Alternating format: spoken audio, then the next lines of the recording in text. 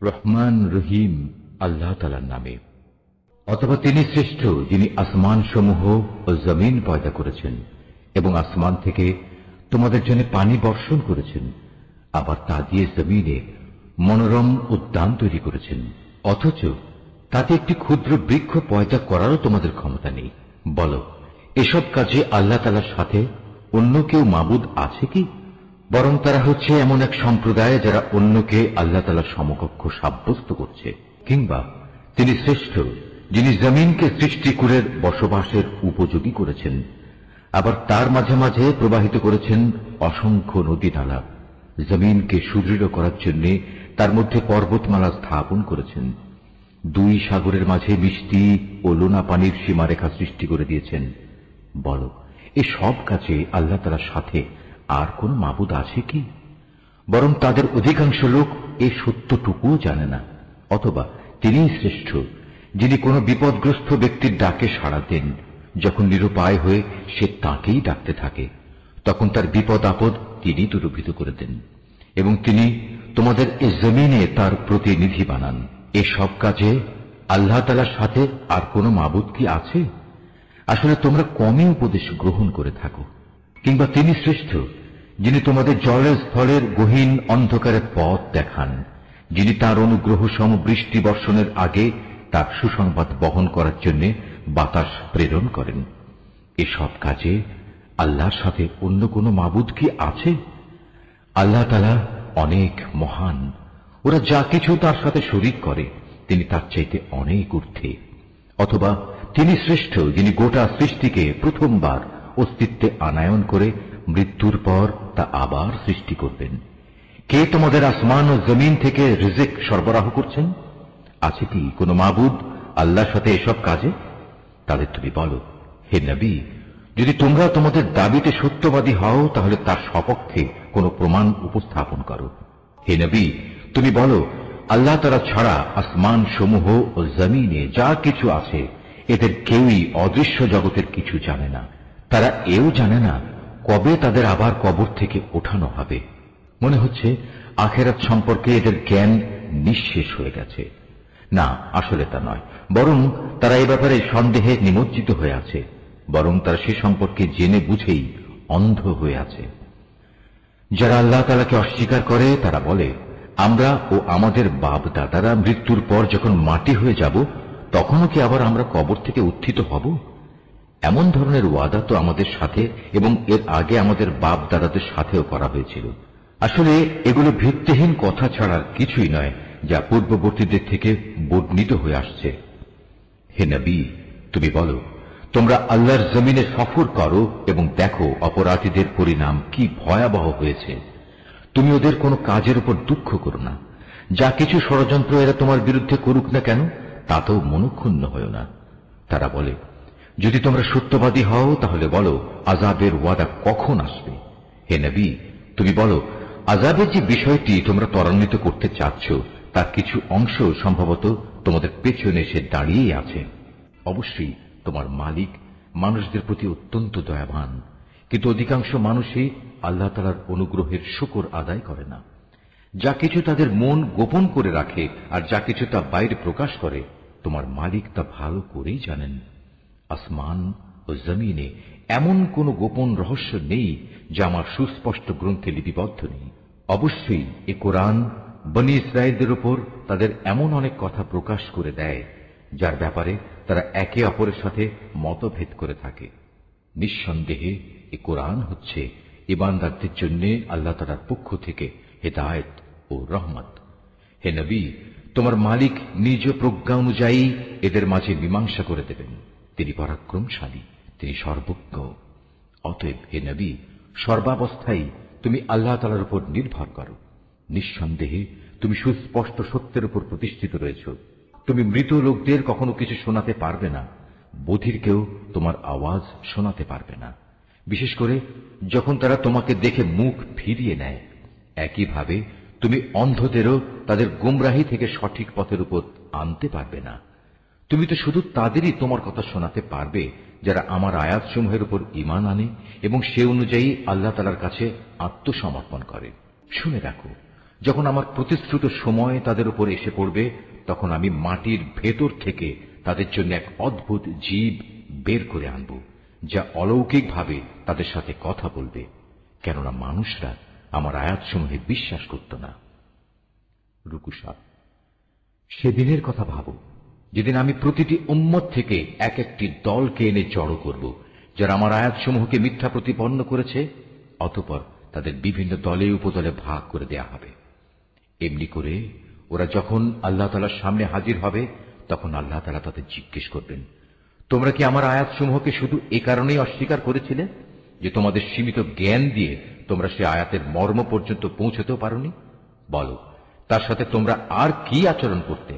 যেহেতু এরা দুনিয়ার জীবনে নানা ধরনের জুলুম করেছে, তাই আজ এদের উপর আযাবের প্রতিশ্রুতি পুরো হয়ে যাবে। এরা আর কোন রকম উচ্চ বাচ্চাও করতে পারবে না। এরা কি দেখেনি আমি রাতকে এজন্যই তৈরি করেছি যেন তারা তাতে বিশ্রাম করতে পারে। অপরদিকে জীবিকার প্রয়োজনে দিনকে বানিয়েছি আলোক উজ্জ্বল। অবশ্যই এর দিবারাত্রির পার্থক্যের মাঝে তাদের জন্য অনেক নিদর্শন রয়েছে, যারা আল্লাহ তাআলার উপর ঈমান আনে। যেদিন সিঙায় ফু দেয়া হবে, যারা আসমান সমূহে আছে এবং যারা জমিনে আছে, তারা সবাই সেদিন ভীত সন্ত্রস্ত হয়ে পড়বে। তবে তাদের কথা আলাদা, যাদের আল্লাহ তাআলা এ থেকে বাঁচাতে চাইবেন।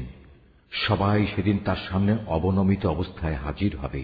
হে মানুষ, আজ তুমি পাহাড়কে দেখতে পাচ্ছ। তুমি মনে করে নিয়েছ তা অনড় হয়ে দাঁড়িয়ে আছে, কিন্তু কিয়ামতের দিন এ পাহাড়গুলোই মেঘের মতো উড়তে থাকবে। এটা আল্লাহ তাআলার সৃষ্টির শৈল্পিক নিপুণতা, যিনি প্রতিটি জিনিস মজবুত করে বানিয়ে রেখেছেন। তোমরা যা কিছু করছো, অবশ্যই আল্লাহ তাআলা সেসব ব্যাপারে সম্যক অবগত আছেন। সেদিন যে ব্যক্তি কোনো নেক কাজ নিয়ে আমার সামনে হাজির হবে, তাকে উৎকৃষ্ট প্রতিফল দেয়া হবে। এমন ধরনের লোকেরা সেদিনের ভীতিকর অবস্থা থেকেও নিরাপদ থাকবে। অপরদিকে যে ব্যক্তি কোন রকম মন্দ কাজ নিয়ে আসবে, তাদের সেদিন উল্টো করে আগুনে নিক্ষেপ করা হবে। জাহান্নামের প্রহরীরা তাদের বলবে, তোমরা যা কিছু করতে তার বিনিময় হিসেবে এছাড়া আর কি কিছুই তোমাদের দেয়া যাবে? হে নবী, তুমি বলো, আমাকে তো শুধু এইটুকু আদেশ দেয়া হয়েছে যেন আমি এ মক্কা নগরীর আসল মালিকের ইবাদত করি, যিনি একে সম্মানিত করেছেন। মূলত তিনি হচ্ছেন সব কিছুর একমাত্র মালিক। আমাকে এও হুকুম দেয়া হয়েছে যেন আমি তাঁরই আদেশের সামনে আত্মসমর্পণ করি। আমি যেন কোরআন তেলাওয়াত করি। অতঃপর যে ব্যক্তি হেদায়েতের পথ অনুসরণ করবে, সে তো তা করবে তার নিজের মুক্তির জন্যই। আর যে ব্যক্তি এর পরেও গোমরাহ থেকে যাবে, তাকে শুধু তুমি এটুকু বলো, আমি তো কেবল তোমার জন্য জাহান্নামের একজন সতর্ককারী মাত্র। তুমি আরো বলো, সমস্ত প্রশংসা একমাত্র আল্লাহ তাআলার জন্যই। অচিরেই তিনি তোমাদের এমন কিছু নিদর্শন দেখাবেন, যা দেখলে তোমরা তা সহজেই চিনে নেবে। তোমরা যা কিছু আচরণ করছো, আল্লাহ তাআলা সে সম্পর্কে মোটেই বেখবর নন। সূরা আল কাসাস। রহমান রহিম আল্লাহ তাআলার নামে। তাসিন মিম। এ হচ্ছে সুস্পষ্ট কিতাবের আয়াত। হে নবী, এই আয়াতসমূহের মাধ্যমে আমি তোমাকে মূসা ও ফিরআউনের কিছু ঘটনা ঠিক ঠিক করে বলে দিতে চাই। এটা তাদের জন্য যারা আল্লাহ তাআলার উপর ঈমান আনে। ঘটনাটা ছিল এই, ফিরআউন আল্লাহর জমিনে অনেক শক্তিশালী হয়ে উঠেছিল। সে তার দেশের অধিবাসীদের বিভিন্ন শ্রেণীতে বিভক্ত করে রেখেছিল। সে তার একটি দলকে হীনবল করে রেখেছিল। সে তাদের পুত্রদের হত্যা করত এবং নারীদের জীবিত রেখে দিত। অবশ্যই সে ছিল জমিনে বিপর্যয় সৃষ্টিকারী ব্যক্তিদের একজন। ফিরআউনের এসব নিপীড়নের মোকাবেলায় আমি সে জমিনে যাদের হীনবল করে রাখা হয়েছিল, তাদের উপর কিছুটা অনুগ্রহ করতে এবং ফিরআউনের সেবা দাস থেকে উঠিয়ে তাদের দেশের নেতা বানিয়ে দিতে চাইলাম। আমি তাদের এ জমিনের উত্তরাধিকারী বানিয়ে দিতে চাইলাম। আমি ইচ্ছে করলাম সে দেশে তাদের ক্ষমতার আসনে বসিয়ে দেব এবং তাদের মাধ্যমে ফিরআউন, হামান ও তার লয় লস্করদের সে ব্যাপারটা দেখিয়ে দেব, যে ব্যাপারে তারা আশঙ্কা করত। এমনি এক সময় মূসার জন্ম হল। যখন আমি মূসার মায়ের কাছে এই আদেশ পাঠালাম, তুমি তাকে বুকের দুধ খাওয়াও। যদি কখনো তার নিরাপত্তার ব্যাপারে তোমার ভয় হয়, তাহলে বাক্সে ভরে তাকে সমুদ্রে ফেলে দিও। কোন রকম ভয় করো না, দুশ্চিন্তাও করো না, কেননা আমি তাকে তোমার কাছেই ফিরিয়ে দেব। আমি তাকে রসুলদের মধ্যে সামিল করব আল্লাহ তাআলার আদেশ অনুযায়ী মুসার মা তাকে সমুদ্রে ফেলে দিল। অতঃপর ফেরাউনের লোকজন তাকে সমুদ্র থেকে উঠিয়ে নিল, যেন সে একদিন আল্লাহ তাআলার সিদ্ধান্ত মোতাবেক তাদের জন্য দুশ্মনী ও দুশ্চিন্তার কারণ হয়ে পড়তে পারে। এতে কোনো সন্দেহ নেই যে ফেরাউন, হামান ও তাদের বাহিনী ছিল ভয়ানক অপরাধী। ফেরাউনের স্ত্রী এই শিশুটিকে দেখে তার স্বামীকে বলল, এই শিশুটি আমার এবং তোমার জন্য চক্ষু শীতলকারী হবে, একে হত্যা করো না। হয়তো একদিনে আমাদের কোনো উপকারও করতে পারে, অথবা আমরা তাকে সন্তান হিসেবেও তো গ্রহণ করতে পারি। কিন্তু তারা তখন আল্লাহ তাআলার পরিকল্পনা সম্পর্কে কিছুই বুঝতে পারেনি। ওদিকে মুসার মায়ের মন অস্থির হয়ে পড়ছিল। আমার প্রতি আস্থাশীল থাকার জন্য যদি আমি তার মনকে দৃঢ় না করে দিতাম, তাহলে সে তো দুশ্মনের কাছে তার খবর প্রকাশ করেই দিচ্ছিল। সে মুসার বোনকে বলল, তুমি সাগরের পাড় ধরে এর পেছন পেছন যাও। কথানুযায়ী সে তাকে দূর থেকে এমনভাবে পর্যবেক্ষণ করতে থাকল যে ফেরাউনের লোকেরা টেরও করতে পারল না। ওদিকে আগে থেকেই আমি তার উপর ধাত্রীদের স্তনের দুধ খাওয়ানো বন্ধ করে রেখেছিলাম। এই অবস্থা দেখে সে বোনটি বলল, আমি কি তোমাদের এমন একটি পরিবারের নাম ঠিকানা বলে দেব যারা তোমাদের জন্য একে লালন পালন করবে, সাথে সাথে তারা এর শুভানুধ্যায়ীও হবে। আমি তাকে আবার তার মায়ের কোলে ফিরিয়ে আনলাম, যাতে করে নিজের সন্তানকে দেখে তার চোখ ঠান্ডা হয়ে যায় এবং সে কোন রকম দুঃখ না পায়। সে এ কথাটাও ভালো করে জেনে নিতে পারে আল্লাহ তাআলার ওয়াদা সত্য, যদিও অধিকাংশ লোক এটা জানে না। যখন সে পূর্ণ যৌবনে উপনীত হল এবং শারীরিক শক্তিতে পূর্ণতা প্রাপ্ত হল, তখন আমি তাকে জ্ঞান ও প্রজ্ঞা দান করলাম। আমি নেককার লোকদের এভাবেই প্রতিফল দান করি। একদিন সে নগরীতে প্রবেশ করল, যখন সেখানে নগরবাসীরা অসতর্ক অবস্থায় ছিল, ঘরে ঘরে আরাম করছিল। এ সময় সে সেখানে দুজন মানুষকে মারামারি করতে দেখল। এদের একজন ছিল তার নিজ জাতি বনী ইসরায়েলের, আর দ্বিতীয় ব্যক্তি ছিল তার শত্রু দলের লোক। যে ব্যক্তি ছিল তার দলের, সে তখন দ্বিতীয় ব্যক্তির মোকাবেলায় তার সাহায্য চাইল, যে ছিল তার শত্রু দলের। তখন মুসা তাকে একটি ঘুষি মারল। এভাবে সে তাকে হত্যাই করে ফেলল। সাথে সাথে অনুতপ্ত হয়ে সে বলল, এটা একটা শয়তানি কাজ। অবশ্যই সে হচ্ছে মানুষের দুশমন এবং প্রকাশ্য বিভ্রান্তকারী। সে আরো বলল, হে আমার মালিক, অনিচ্ছাকৃত এ কাজ করে আমি তো আমার নিজের উপর বড় জুলুম করে ফেলেছি। হে আল্লাহ তাআলা, তুমি আমাকে ক্ষমা করে দাও। অতঃপর আল্লাহ তাআলা তাকে ক্ষমা করে দিলেন, কেননা তিনি হচ্ছেন ক্ষমাশীল ও পরম দয়ালু। সে আরো বলল, হে আমার মালিক, তুমি যেভাবে আমার উপর মেহেরবানি করেছ, সে অনুযায়ী আমিও তোমাকে প্রতিশ্রুতি দিচ্ছি, আমি আর কখনো কোনো অপরাধী ব্যক্তির জন্য সাহায্যকারী হব না। অতঃপর ভীত শঙ্কিত অবস্থায় সে নগরীতে তার ভোর হল। হঠাৎ সে দেখতে পেল আগের দিন যে ব্যক্তি তার কাছে সাহায্য প্রার্থনা করেছিল, সে আবার তাকে সাহায্যের জন্য চিৎকার করছে। মুসা এবার তাকে বলল, তুমি তো দেখছি একজন ভারী গোমরা লোক। তারপরেও যখন সে ও ফরিয়াদি ব্যক্তিটি তাদের উভয়ের শত্রুর উপর হাত ওঠাতে চাইল, তখন এ ব্যক্তিটি মনে করল মুসা তাকে বুঝি মেরেই ফেলবে। তাই সে বলল, তুমি কি আজ আমাকে সেভাবেই হত্যা করতে চাও যেভাবে কাল তুমি এক ব্যক্তিকে হত্যা করেছ? তুমি তো জমিনের দারুণ স্বেচ্ছাচারী হতে চলেছ। তুমি কি মোটেই শান্তি স্থাপনকারী হতে চাও না? এর কিছুক্ষণ পরেই এক ব্যক্তি নগরীর আরেক প্রান্ত থেকে দৌড়ে এসে বলল, হে মুসা, আমি এইমাত্র শুনে এলাম ফেরাউনের দরবারীরা তোমাকে হত্যা করার ব্যাপারে পরামর্শ করছে। অতএব তুমি এক্ষুনি শহর থেকে বের হয়ে যাও। আমি হচ্ছে তোমার একজন শুভাকাঙ্ক্ষী বন্ধু।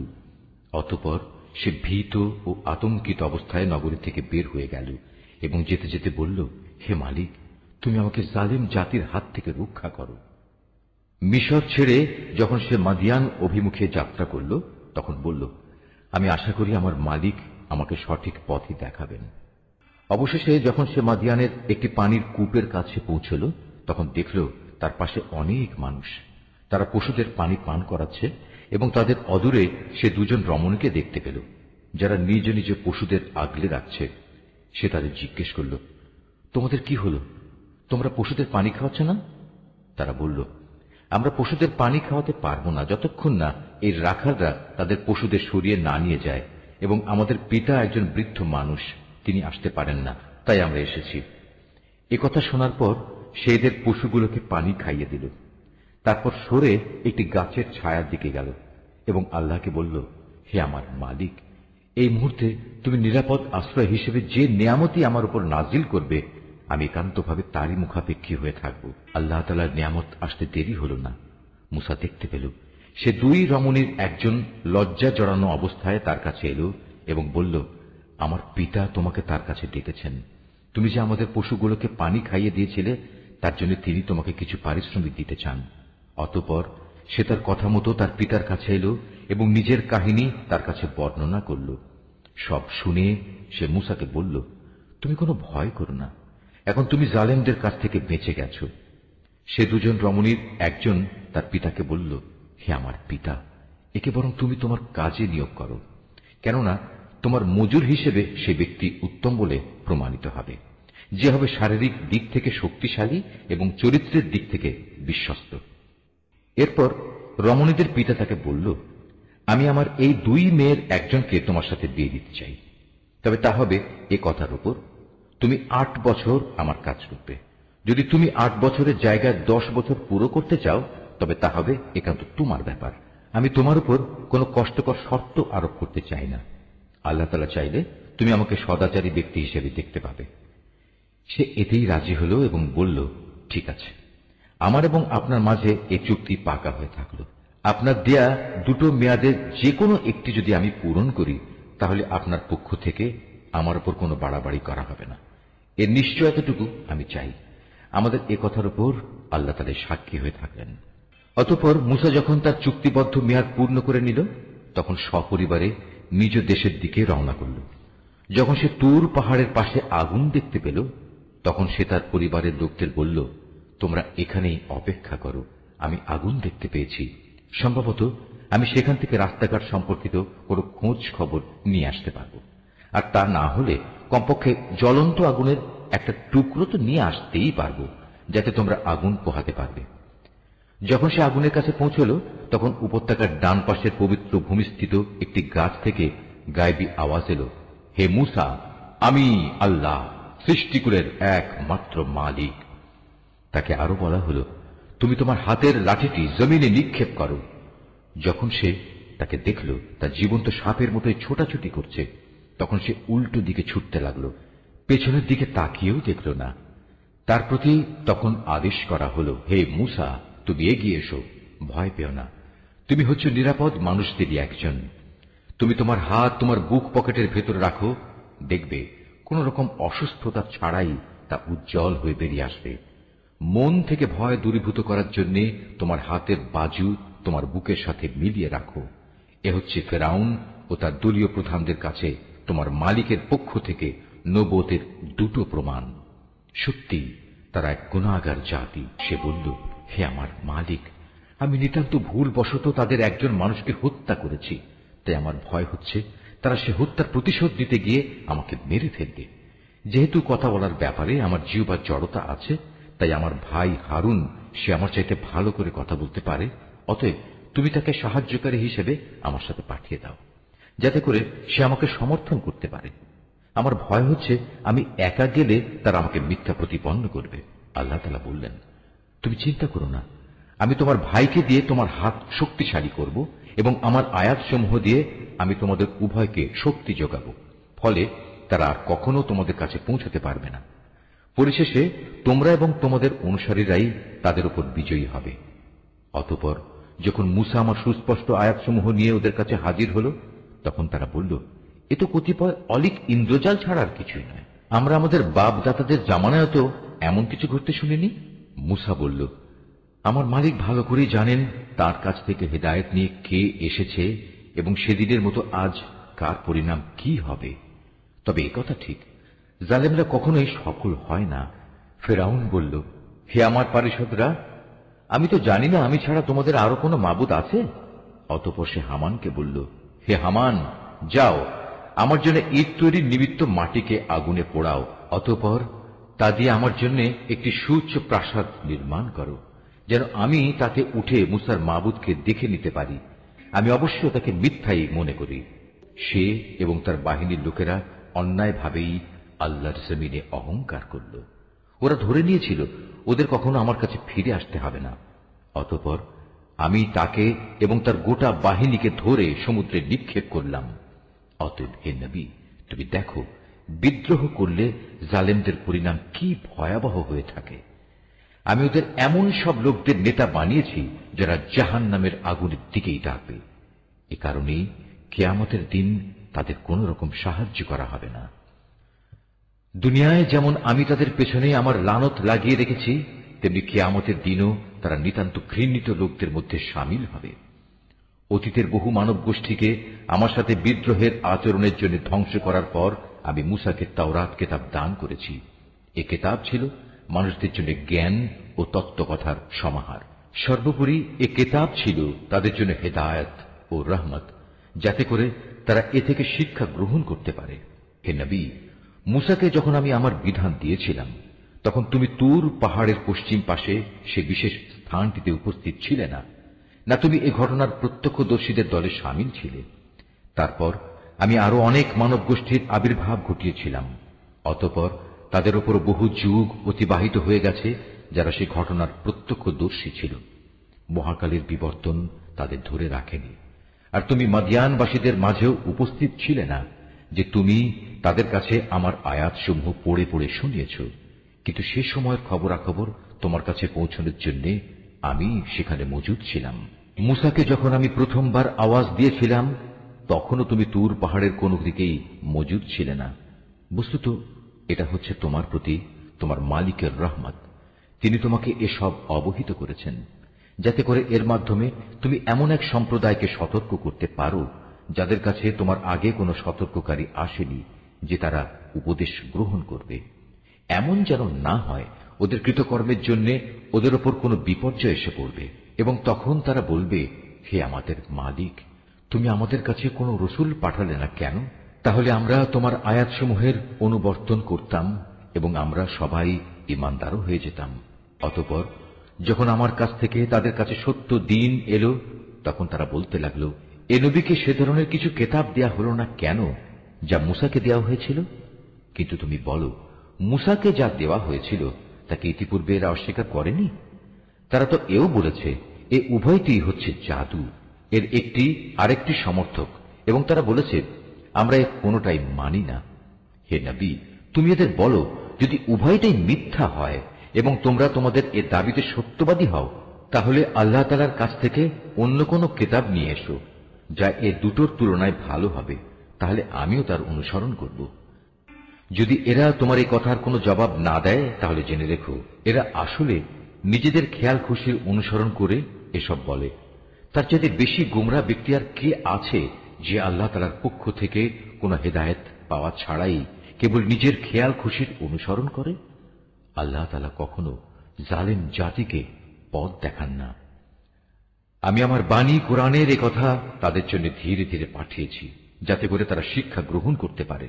কোরআন নাজিলের আগে আমি যাদের আমার কিতাব দান করেছিলাম, তাদের মধ্যে যারা সত্যানুসন্ধিৎসু ছিল, তারা এর উপর ঈমান এনেছে। যখন তাদের সামনে কিতাব তেলাওয়াত করা হয়, তখন তারা বলে, আমরা এর উপর ঈমান এনেছি, কারণ আমরা জানি এটাই সত্য, এটা আমাদের মালিকের কাছ থেকে এসেছে। আমরা আগেও আল্লাহর কিতাব মানতাম। এরাই হচ্ছে সেসব লোক যাদের তাদের দিনের পথে ধৈর্য ধারণের জন্য দুবার পুরস্কৃত করা হবে। তারা তাদের ভালো আমল দ্বারা মন্দ আমল দূর করে। আমি তাদের যে রিজিক দান করেছি, তারা তা থেকে আল্লাহর পথে ব্যয় করে। এরা যখন কোনো বাজে কথা শোনে, তখন তা পরিহার করে চলে এবং এদের বলে, আমাদের কাজের দায়িত্ব আমাদের উপর, আর তোমাদের কাজের দায়িত্ব তোমাদের উপর। তোমাদের জন্য সালাম। তাছাড়া আমরা জাহেলদের সাথে তর্ক করতে চাই না। যাকে তুমি ভালোবাসো, তবে এ ভালোবাসার কারণেই তুমি তাকে হেদায়েত দান করতে পারবে না। তবে হ্যাঁ, আল্লাহ তাআলা যাকে চান তাকে অবশ্যই তিনি হেদায়েত দান করেন। তিনি ভালো করেই জানেন কারা এ হেদায়েতের অনুসারী হবে। হে নবী, এরা বলে, যদি আমরা তোমার সাথে মিলে হেদায়েতের পথ ধরি, তাহলে অবিলম্বে আমাদের এই জমিন থেকে তাড়িয়ে দেয়া হবে। তুমি তাদের জিজ্ঞেস করো, আমি কি তাদের বসবাসের জন্য শান্তি ও নিরাপত্তার শহরে জায়গা করে দেইনি, যেখানে তাদের রিজিকের জন্য আমার কাছ থেকে সব ধরনের ফলমূল আসে? কিন্তু তাদের অধিকাংশ মানুষই শুকর আদায় করতে জানে না। আমি এমন অসংখ্য জনপদ নির্মূল করে দিয়েছি, যার অধিবাসীদের তাদের অর্থনৈতিক সমৃদ্ধি মদমত্ত করে রেখেছিল, অথচ এ হচ্ছে তাদের ঘর বাড়িগুলো, আর এ হচ্ছে তার ধ্বংসাবশেষ। এদের ধ্বংসের পর এসব জায়গা সামান্যই কোন মানুষের বসতি ছিল। শেষ পর্যন্ত আমি সব কিছুর মালিক হয়ে থাকলাম। হে নবী, তোমার মালিক কোন জনপদকে ধ্বংস করেন না যতক্ষণ না সে জনপদের কেন্দ্রস্থলে কোন নবী না পাঠান, যে তাদের কাছে আমার আয়াতসমূহ তেলাওয়াত করবে। আমি জনপদসমূহ কখনো বরবাদ করি না যতক্ষণ না সেখানকার অধিবাসীরা জালিম হিসেবে পরিগণিত হয়ে যায়। তোমাদের যা কিছু দেয়া হয়েছে তা হচ্ছে কেবল এই অস্থায়ী পার্থিব জীবনের ভোগ বিলাস ও তার শোভা সামগ্রী মাত্র। মনে রাখবে, যা কিছু আল্লাহ তাআলার কাছে আছে তা এর চাইতে অনেক উৎকৃষ্ট এবং স্থায়ী। তোমরা কি বুঝতে পারো না? যাকে আমি জান্নাতের উত্তম প্রতিশ্রুতি দিয়ে রেখেছি এবং যে ব্যক্তি কিয়ামতের দিন তা পেয়েও যাবে, সে ব্যক্তি কি করে তার মতো হবে যাকে আমি পার্থিব জীবনের কিছু ভোগ সম্ভার দিয়ে রেখেছি এবং যাদের কিয়ামতের দিন আমার সম্মুখে তলব করা হবে? সেদিন আল্লাহ তাআলা তাদের ডাক দেবেন এবং বলবেন, আজ কোথায় আমার সেসব শরীক যাদের তোমরা আমার সার্বভৌমত্বে অংশীদার মনে করতে? আযাবের বিধান যাদের উপর কার্যকর হবে তারা তখন বলবে, হে আমাদের মালিক, এরাই হচ্ছে সেসব ব্যক্তি যাদের আমরা গোমরা করেছিলাম। আমরা যেমনি এদের গোমরা করেছিলাম তেমনি আমরা নিজেরাও গোমরা হয়ে গিয়েছিলাম। আজ আমরা তোমার দরবারে দায়িত্ব মুক্ত হয়ে যাচ্ছি। এরা কেবল আমাদেরই গোলামি করত না, এরা নিজেদের প্রবৃত্তির গোলামিও করত। অতঃপর মুশরিকদের বলা হবে, ডাকো আজ তোমাদের শরীকদের। তারপর তারা তাদের ডাকবে, কিন্তু তারা তাদের কোনোই জবাব দিতে পারবে না। ইতিমধ্যে মুশরিকরা নিজের চোখেই আযাব দেখতে পাবে। কত ভালো হতো যদি এরা সঠিক পথের সন্ধান পেত। সেদিন আল্লাহ তাআলা পুনরায় তাদের ডাক দেবেন এবং বলবেন, নবীদের তোমরা কি জবাব দিয়েছিলে? সেদিন তাদের মনের উপর থেকে সব বিষয় হারিয়ে যাবে। তারা একে অপরের কাছে কোনো কথা জিজ্ঞেস করার সুযোগ পাবে না। তবে যে ব্যক্তি তওবা করেছে এবং ঈমান এনেছে, নেক আমল করেছে, তার কথা আলাদা। আশা করা যায় সে মুক্তিপ্রাপ্তদের দলে শামিল হবে।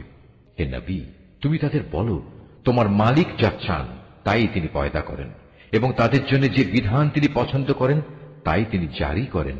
এ ব্যাপারে তাদের কারোরই কোনো ক্ষমতা নেই। নিঃসন্দেহে আল্লাহ তাআলা মহান, ওদের শিরক থেকে তিনি অনেক ঊর্ধ্বে। তোমার মালিক আরো জানেন যা কিছু এদের অন্তর গোপন করে এবং যা কিছু এরা প্রকাশ করে। আর তিনি মহান আল্লাহ তাআলা, তিনি ছাড়া আর কোনো মাবুদ নেই। সমস্ত তারিফ তার জন্য দুনিয়াতে যেমন এবং আখিরাতেও তেমনি। আইন ও বিধান তাঁরই, তোমাদের তাঁর কাছেই ফিরে যেতে হবে। হে নবী, এদের জিজ্ঞেস করো, তোমরা কি কখনো ভেবে দেখেছ, যদি আল্লাহ তাআলা রাতকে তোমাদের উপর কিয়ামতের দিন পর্যন্ত স্থায়ী করে দেন, তাহলে আল্লাহ তাআলা ছাড়া এমন কোন মাবুদ আছে যে তোমাদের একটুখানি আলো এনে দিতে পারবে? তারপরেও তোমরা কর্ণপাত করবে না? তুমি আরো বলো, তোমরা কখনো একথা কি ভেবে দেখেছ, আল্লাহ তাআলা যদি দিনকেও রোজ কিয়ামত পর্যন্ত স্থায়ী করে তোমাদের উপর বসিয়ে দেন, তাহলে বলো, আল্লাহ তাআলা ছাড়া আর কোন মাবুদ আছে যে তোমাদের জন্য রাত এনে দিতে পারবে, যেখানে তোমরা এতটুকু বিশ্রাম নেবে? তোমরা কি আল্লাহ তাআলার এই নিয়ামত দেখতে পাও না? এটা তো তাঁরই রহমত যে তিনি তোমাদের জন্য রাত ও দিন বানিয়েছেন, যাতে করে তোমরা রাতে আরাম করতে পারো এবং দিনের বেলায় তার জীবিকার অনুগ্রহ সন্ধান করতে পারো, যেন তোমরা তার শুকর আদায় করতে পারো। সেদিন আবার আল্লাহ তাআলা তাদের ডাক দেবেন এবং বলবেন, কোথায় আজ আমার সেসব শরীক যাদের তোমরা আমার সার্বভৌমত্বে অংশীদার মনে করতে? সেদিন আমি প্রত্যেক জাতির মাঝ থেকে এক একজন সাক্ষী বের করে আনব। অতঃপর তাদের বলবো, তোমরা সবাই তোমাদের পক্ষে দলিল প্রমাণ হাজির করো। সেদিন ওরা সবাই বুঝতে পারবে যাবতীয় সত্য একমাত্র আল্লাহ তাআলার জন্যই নির্ধারিত। তারা আল্লাহ তাআলা সম্পর্কে যেসব কথা উদ্ভাবন করত তা নিমিষেই তাদের কাছ থেকে হারিয়ে যাবে। নিঃসন্দেহে কারুন ছিল মুসার জাতির লোক, কিন্তু তা সত্ত্বেও সে তার উপর ভারী জুলুম করেছিল। অথচ আমি তাকে এত বিশাল পরিমাণ ধনভাণ্ডার দান করেছিলাম যে তার ভাণ্ডারের চাবিগুলো বহন করা একদল শক্তিশালী লোকের পক্ষেও ছিল একটা কষ্টসাধ্য ব্যাপার। একবার তার জাতির লোকেরা তাকে বলল, ধন সম্পদ নিয়ে দম্ভ করো না, কেননা আল্লাহ তাআলা দাম্ভিকদের পছন্দ করেন না, এবং এই যে সম্পদ যা আল্লাহ তাআলা তোমাকে দিয়েছেন তা দিয়ে পরকালের কল্যাণ তালাশ করো, এবং দুনিয়া থেকে সম্পদের যে আসল অংশ পরকালে নিয়ে যেতে হবে তা ভুলে যেও না। এবং আল্লাহ তাআলা যেভাবে ধন সম্পদ দিয়ে তোমার উপর মেহেরবানি করেছেন, তুমিও তেমনি তার পথে তা ব্যয় করে তার বান্দাদের উপর দয়া করো। সম্পদের বাহাদুরি দিয়ে জমিনে বিপর্যয় সৃষ্টি করতে উৎসাহী হয়েও না। নিঃসন্দেহে আল্লাহ তাআলা ফাসাদি লোকদের ভালোবাসেন না। কারণ একথা শুনে বলল, এই বিশাল ধন সম্পদ আমার জ্ঞান ও যোগ্যতা বলেই আমার কাছে এসেছে। কিন্তু এ মূর্খ লোকটা কি জানত না আল্লাহ তাআলা তার আগে বহু মানব গোষ্ঠীকে ধ্বংস করে দিয়েছেন, যারা শক্তি সামর্থ্যে তার চেয়ে ছিল অনেক প্রবল এবং তাদের জমা মূলধনও তার তুলনায় ছিল অনেক বেশি। অপরাধীদের তাদের অপরাধজনিত অজুহাত সম্পর্কে জিজ্ঞাসাবাদ করা হবে না। অতঃপর একদিন সে তার লোকদের সামনে নিজের শান শওকতের প্রদর্শনী করার জন্য জাঁক জমকের সাথে বের হল। মানুষদের মাঝে যারা পার্থিব জীবনের ভোগ বিলাস কামনা করত, তখন তারা বলল, আহা, কত ভালো হতো কারণকে যা দেয়া হয়েছে তা যদি আমাদেরও থাকত। আসলেই সে মহাভাগ্যবান ব্যক্তি। অপরদিকে যাদের আল্লাহ তাআলার রহস্য জ্ঞান দেয়া হয়েছে, তারা বলল, ঠিক তোমাদের সম্পদের উপর। বস্তুত যারা আল্লাহ তাআলার উপর ঈমান আনে এবং নেক কাজ করে, তাদের জন্য তো আল্লাহ তাআলার দেয়া পুরস্কারই শ্রেষ্ঠ, আর তা শুধু ধৈর্যশীলরাই পেতে পারে। পরিশেষে আমি তাকে এবং তার ঐশ্বর্যে ভরা প্রাসাদকে জমিনে গেঁড়ে দিলাম। তখন যারা তার সম্পদের জন্য একটু আগেই আক্ষেপ করছিল, তাদের এমন কোন দলই সেখানে মজুদ ছিল না যারা আল্লাহ তাআলার গজবের মোকাবেলায় তাকে একটু সাহায্য করতে পারল, না সে নিজে নিজেকে গজব থেকে রক্ষা করতে পারল। মাত্র গতকাল সন্ধ্যা পর্যন্ত যারা তার জায়গায় পৌঁছার কামনা করছিল, তারা আজ সকাল বেলায় বলতে লাগলো, আসলে আল্লাহ তাআলা তার বান্দাদের মাঝে যাকে চান তার জন্য রিজিক বাড়িয়ে দেন, আর যাকে চান তার জন্য তা সংকীর্ণ করে দেন। যদি আল্লাহ তাআলা আমাদের উপর তাঁর অনুগ্রহ না করতেন, আমাদেরও তিনি কারণের মতোই আজ জমিনের ভেতর পুঁতে দিতেন। আসলে কাফেররা কখনোই সফল কাম হয় না। এটা হচ্ছে আখিরাতের চির শান্তির ঘর। আমি এটা তাদের জন্য নির্ধারিত করে রেখেছি যারা দুনিয়ায় কোন রকম প্রাধান্য বিস্তার করতে চায় না, না তারা জমিনে কোন রকম বিপর্যয় সৃষ্টি করতে চায়। শুভ পরিণাম তো পরহেজগার মানুষদের জন্যই রয়েছে। যে ব্যক্তি কিয়ামতের দিন কোন নেকি নিয়ে হাজির হবে, তাকে তার পাওনার চাইতে বেশি পুরস্কার দেয়া হবে। আর যে ব্যক্তি কোনো মন্দ কাজ নিয়ে আসবে, সে যেন জেনে রাখে যারাই মন্দ কাজ করেছে তাদের কেবল সেটুকু পরিমাণ শাস্তি দেয়া হবে, যে পরিমাণ মন্দ তারা নিয়ে এখানে হাজির হবে। হে নবী, যে আল্লাহ তাআলা এই কোরআন তোমার উপর অবশ্য পালনীয় করেছেন, তিনি অবশ্যই তোমাকে তোমার কাঙ্ক্ষিত পুণ্যভূমিতে ফিরিয়ে নিয়ে যাবেন। তুমি তাদের বলো, আমার মালিক এটা ভালো করেই জানেন কে তার কাছ থেকে হেদায়েত নিয়ে এসেছে আর কে সুস্পষ্ট গুমরাহিতে নিমজ্জিত রয়েছে। হে নবী, তুমি তো কখনো এ আশা করনি তোমার উপর কোনো কিতাব নাজিল হবে। হ্যাঁ, এটা ছিল তোমার মালিকের একান্ত মেহেরবানি যে তিনি তোমাকে কিতাব দান করেছেন। সুতরাং তুমি কখনো সত্য প্রত্যাখ্যানকারী জালেমদের পক্ষ নেবে না। দেখো, এমন যেন কখনো না হয় যে তোমার উপর আল্লাহ তাআলার আয়াতসমূহ নাজিল হবার পর তারা তোমাকে এর অনুসরণ থেকে বিরত রাখবে। তোমার কাজ হবে তুমি মানুষদের তোমার মালিকের দিকে আহ্বান করবে এবং নিজে তুমি কখনো মুশরিকদের অন্তর্ভুক্ত হবে না। কখনো আল্লাহ তাআলার সাথে তুমি অন্য কোনো মাবুদকে ডেকো না। তিনি ব্যতীত অন্য কোনো মাবুদ নেইও। তার মহান সত্তা ছাড়া প্রতিটি বস্তুই ধ্বংসশীল। যাবতীয় সার্বভৌমত্ব তাঁর জন্যই এবং তোমাদের সবাইকে তাঁর কাছেই ফিরে যেতে হবে। সূরা আল আনকাবুত। রহমান রহিম আল্লাহ তাআলার নামে। আলিফ লাম মিম। মানুষরা কি এটা মনে করে নিয়েছে তাদের শুধু এটুকু বলার কারণেই ছেড়ে দেয়া হবে যে আমরা ঈমান এনেছি এবং তাদের কোন রকম পরীক্ষা করা হবে না? আমি তো সেসব লোকদেরও পরীক্ষা করেছি যারা এদের আগে এভাবেই ঈমানের দাবি করেছিল। আল্লাহ তাআলা অবশ্যই তাদের ভালো করে জেনে নেবেন যারা ঈমানের দাবিতে সত্যবাদী। আবার ঈমানের মিথ্যা দাবিদারদেরও তিনি অবশ্যই জেনে নেবেন। যারা সব সময় গুনাহের কাজ করে বেড়ায়, তারা এটা ধরে নিয়েছে তারা বুদ্ধির প্রতিযোগিতায় আমার থেকে আগে চলে যাবে। এটা তাদের একটা মন্দ সিদ্ধান্ত যা আমার সম্পর্কে তারা করতে পারল। তোমাদের মধ্যে যে ব্যক্তি এ আশা করে সে আল্লাহ তাআলার সামনাসামনি হবে, তবে সে যেন জেনে রাখে আল্লাহ তাআলার নির্ধারিত এই সময়টা অবশ্যই আসবে। আল্লাহ তাআলা সব কিছু শুনেন, সব কিছু জানেন। যে ব্যক্তি আল্লাহ তাআলার পথে সংগ্রাম সাধনা করে সে তো আসলে তা করে তার নিজের কল্যাণের জন্যই, কেননা আল্লাহ তাআলা সৃষ্টিকুল থেকে প্রয়োজন মুক্ত। যারা ঈমান আনে এবং নেক কাজ করে আমি অবশ্যই তাদের সেসব দোষ ত্রুটিগুলো দূর করে দেব, এবং তারা যেসব নেক আমল করে আমি তাদের সেসব কর্মের উত্তম ফল দেব। আমি মানুষকে তাদের পিতামাতার সাথে সদ্ব্যবহার করার আদেশ দিয়েছি, কিন্তু যদি কখনো তারা তোমাকে আমার সাথে কাউকে শরীক করার জন্য জবরদস্তি করে, যেহেতু এ ব্যাপারে তোমার কাছে কোন রকম দলিল প্রমাণ নেই, তাই তুমি তাদের কোনো আনুগত্য করো না, কেননা তোমাদের তো আমার কাছেই ফিরে আসতে হবে। আর তখন আমি অবশ্যই তোমাদের সব কিছু বলে দেব, তোমরা দুনিয়ার জীবনে কে কোথায় কি করতে। যারা আল্লাহ তাআলার উপর ঈমান এনেছে এবং নেক আমল করেছে আমি অবশ্যই তাদের নেক বান্দাদের অন্তর্ভুক্ত করে নেব।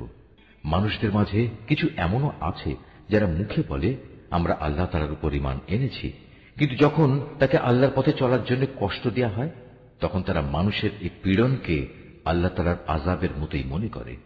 আবার যখন তোমার মালিকের কোনো সাহায্য আসে তখন তারা মুসলমানদের বলতে থাকে আমরা তো তোমাদের সাথেই ছিলাম। এরা মনে করে আল্লাহ তাআলা সৃষ্টিকুলের মানুষদের অন্তরের গোপন বিষয় সম্পর্কে বুঝি মোটেই অবগত নন।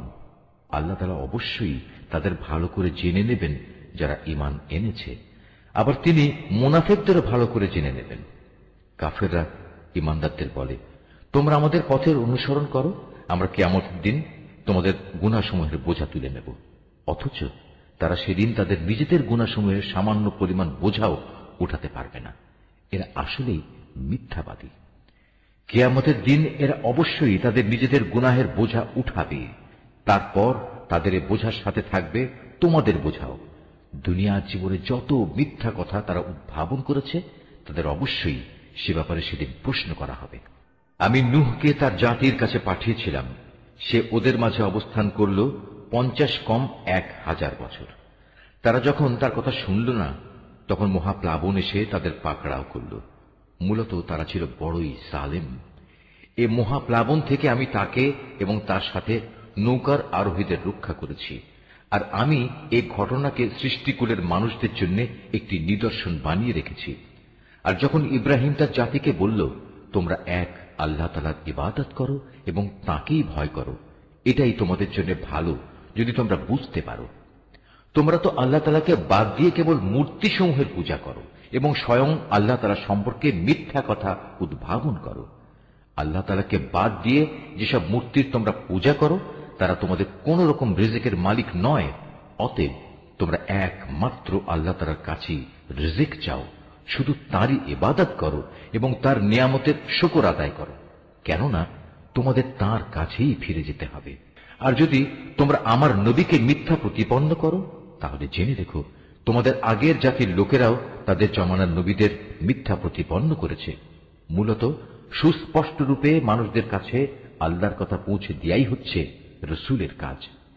এই লোকেরা কি লক্ষ্য করে না কিভাবে আল্লাহ তাআলা প্রথমবার তার সৃষ্টিকে অস্তিত্ব দান করলেন, কিভাবে তাকে আবার জীবিত করবেন? অবশ্য এ দ্বিতীয়বার সৃষ্টি করার কাজটা আল্লাহ তাআলার কাছে নিতান্ত সহজ। হে নবী, তুমি বলো তোমরা আল্লাহর জমিনে পরিভ্রমণ করো এবং এর সর্বত্র দেখো কিভাবে আল্লাহ তাআলা তার সৃষ্টিকে প্রথমবার অস্তিত্বে আনেন এবং একবার ধ্বংস হয়ে গেলে কিভাবে আবার তিনি তা পুনর্বার পয়দা করেন। নিঃসন্দেহে আল্লাহ তাআলা সব কিছুর উপর প্রবল ক্ষমতাবান। তিনি যাকে চান তাকে শাস্তি দেন, আবার যাকে চান তাকে ক্ষমা করে তার উপর অনুগ্রহ করেন। সর্বাবস্থায় তোমাদের তার দিকেই ফিরে যেতে হবে। তোমরা জমিনের অতলে যেমন আল্লাহ তাআলাকে তার পরিকল্পনায় অক্ষম করে দিতে পারবে না, তেমনি পারবে না আসমানের কোন চূড়ায়ও।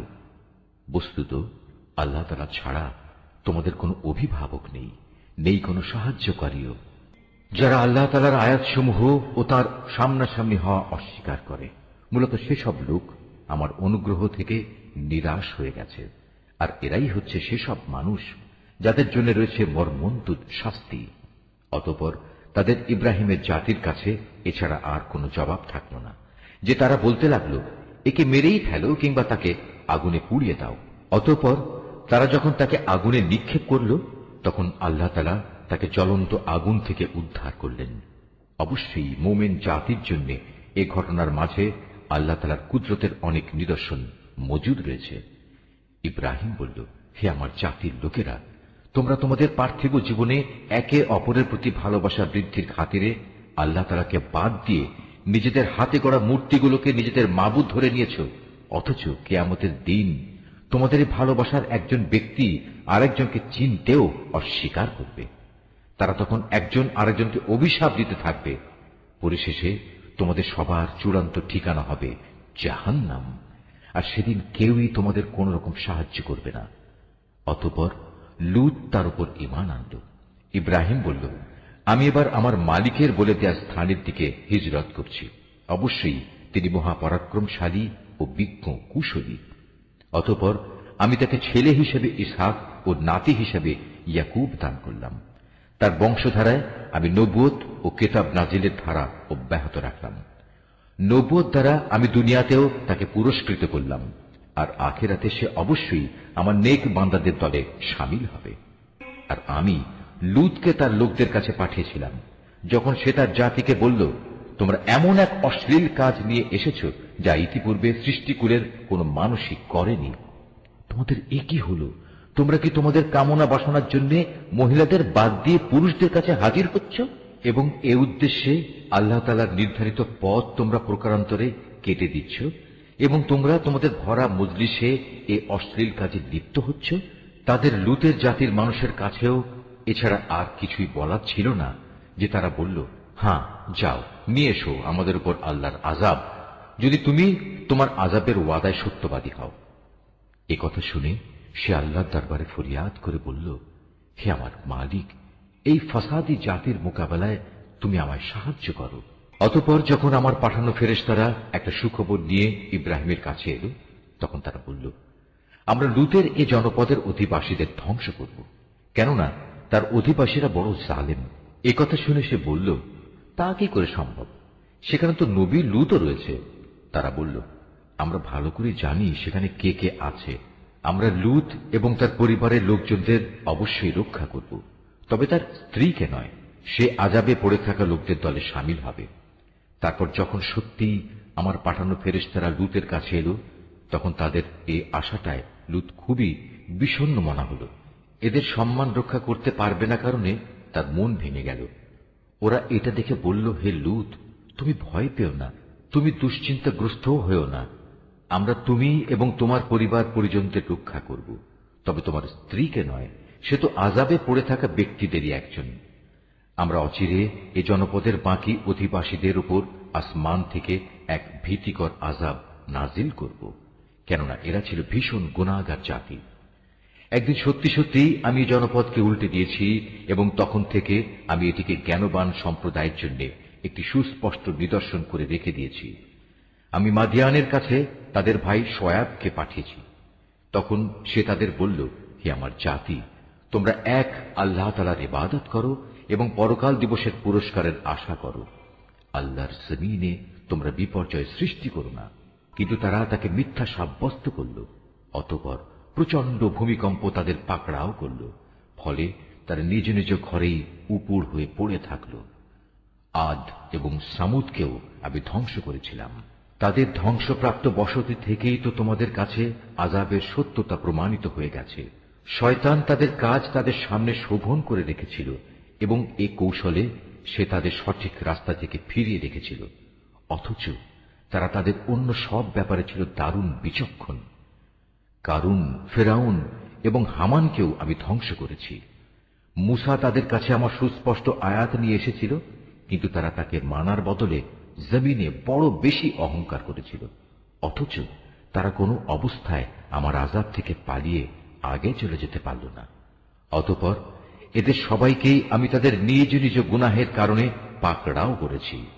এদের কারো উপর প্রচন্ড ঝড় পাঠিয়েছি, কাউকে মহাগর্জন এসে আঘাত এনেছে, কাউকে আমি জমিনের নিচে গেঁড়ে দিয়েছি, আবার কাউকে আমি পানিতে ডুবিয়ে দিয়েছি। মূলত আল্লাহ তাআলা এমন ছিলেন না যে তিনি এদের উপর কোনো জুলুম করেছেন। জুলুম তো বরং তারা নিজেরাই নিজেদের উপর করেছে। যেসব লোক আল্লাহ তাআলার বদলে অন্যকে নিজেদের অভিভাবক হিসেবে গ্রহণ করে, তাদের দৃষ্টান্ত হচ্ছে মাকড়সার মতো।